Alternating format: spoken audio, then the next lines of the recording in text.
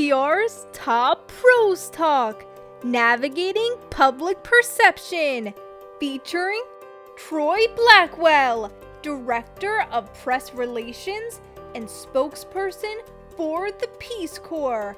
And here's your host, Doug Simon. Since the early 1960s, the best and the brightest have wanted to serve at this organization that Troy works for. And Troy, can you just jump in, maybe explain your role at the Peace Corps? Yes. So as the director of press and spokesperson for the agency, I'm the principal point of contact for media. So I oversee all of our media relations, both domestically and internationally. Peace Corps has about 64 posts. These act as mini bureaus. So we are in frequent coordination with select embassies and communication staff on the ground. And pretty much my role is to generate coverage both for our agency director and for the agency as a whole in all of the countries that we are in. Obviously, that's a huge responsibility. And like many organizations, and especially since its founding, the Peace Corps has changed. The public perception of it has changed. How do you navigate that change, especially with all these different markets where there may be different perceptions? Well, we're navigating change a couple of different ways. I think the first for us is what we call map language. Map language is really about DEI and inclusive language in our communications. Peace Corps is present and, historically has been present in 64 different posts, different bureaus. We interact and share things across cultures, and language can vary.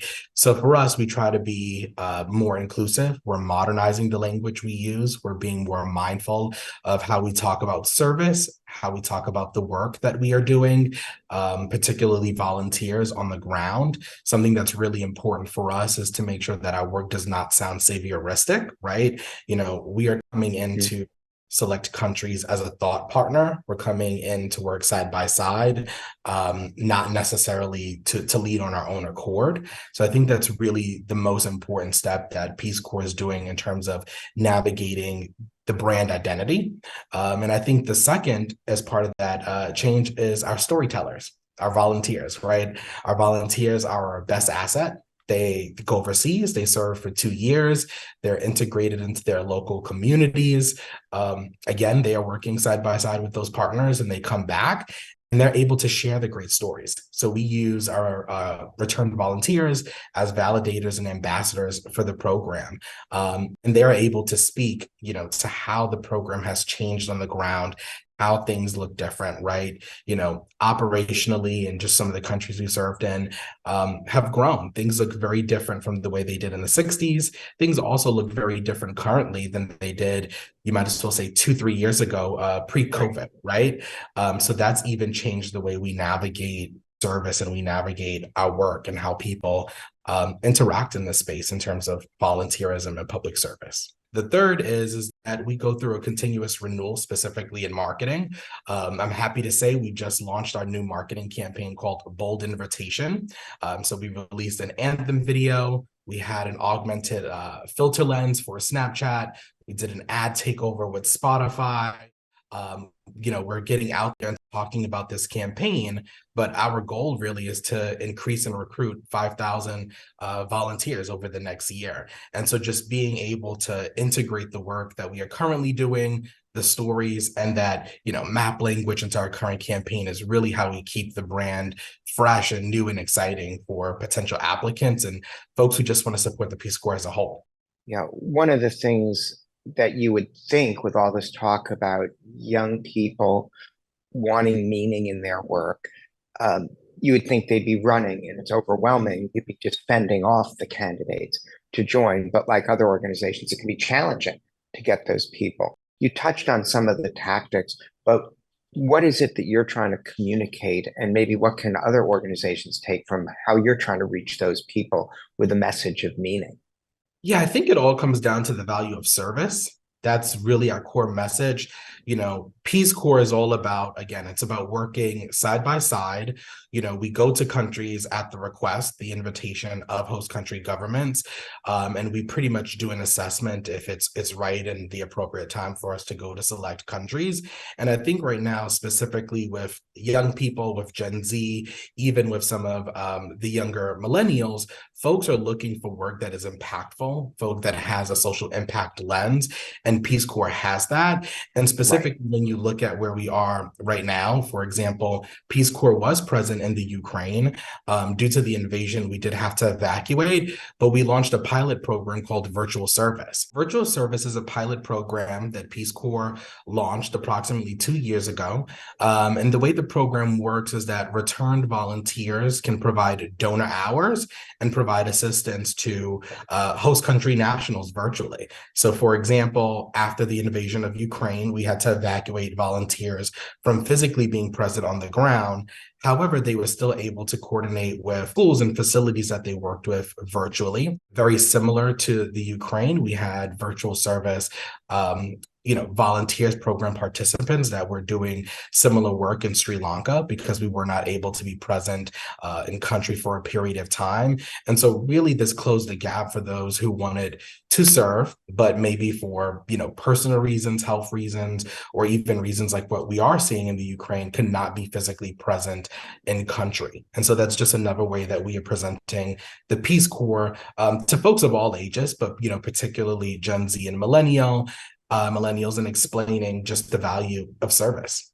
Yeah, that's really fascinating that you can really open up Peace Corps involvement to older volunteers and even have some flexibility with the time that they put into it. But sort of the core is really that best and brightest youthful, the Gen Z, the college grad. How do you reach out to folks in colleges? Many organizations are really trying to tap into that to get the employees they need. We have something called Peace Corps prep programs. And these programs are official programs that we have at different universities. We usually sign MOUs with select universities. And through the Peace Corps prep program, college students, mostly undergrad, will be able to go through a training. They'll learn about the work. They'll pick up particular skills related to international development. Once they complete the program, they'll get a certificate and they get a competitive edge when they apply to the Peace Corps. And so that has been really a huge selling point for us, particularly with college students. We've been really present about increasing our Peace Corps prep program at HBCUs, which are historically Black colleges, and other minority serving institutions. So that's been a real key driver for us. And the second is our marketing campaign, right? Just launching this brand new marketing campaign, talking about the value of service, explaining to young people the ways that they can contribute and just all the tactics that come with it, making service interactive and fun, allowing folks to be able to access some of our work across different platforms. And it shows that the work we are doing is emotionally resonating with people. Yeah, one of the things that's interesting, and when I do these interviews, and it's great talking with you, I love to share things that can be applicable to many organizations. Many have branding challenges or opportunities. One of them is when the public perception is different from reality. One of the things that you face, whether it's good or bad, is people don't necessarily think of you as a government organization. They might think of you as an NGO. Is it important to clean up those mischaracterizations? And how do you go about doing that effectively? It is important to clean up any mischaracterizations. I think for us, we are in a particular unique spot. Peace Corps is a federal government agency. We do enjoy bipartisan support. We don't engage in day-to-day politics, although we are a federal agency. And I think for us, it's really the work that we do, the value of service. I think Peace Corps volunteers are, the best diplomatic tool that folks have, right? Because for many people in host countries, when we go, a Peace Corps volunteer is probably the first American that they've ever met, right? And volunteers are there for 2 years. they're living in the community, they're working side by side with partners, and that just helps build a mutual understanding between the United States and the country that a volunteer is serving. But it also humanizes people, right? Because you get to see someone also in a personal capacity over those 2 years. So for many folks, we view the Peace Corps as a really great diplomatic tool. And in terms of being mischaracterized sometimes as an NGO or a nonprofit, we do clarify that we are a government agency. There are certain rules and regulations that we have to follow that might be different from a C3 organization. But at least in our position, we still have the luxury of promoting volunteerism and public service, and that doesn't change, right? So we do a lot of collaboration and work with foundations. We do a lot of collaboration and work with leading nonprofits, particularly in that space. But the way that we approach our work is just a little bit different on the back end. Troy, it's been great for you to shine the light on the great work that you and your colleagues are doing. And in fact, we're going to put a link under this for people, if they want to find out about applying to participate in the Peace Corps, they'll be able to do so. Thanks so much for sharing your insights. Thanks for having me.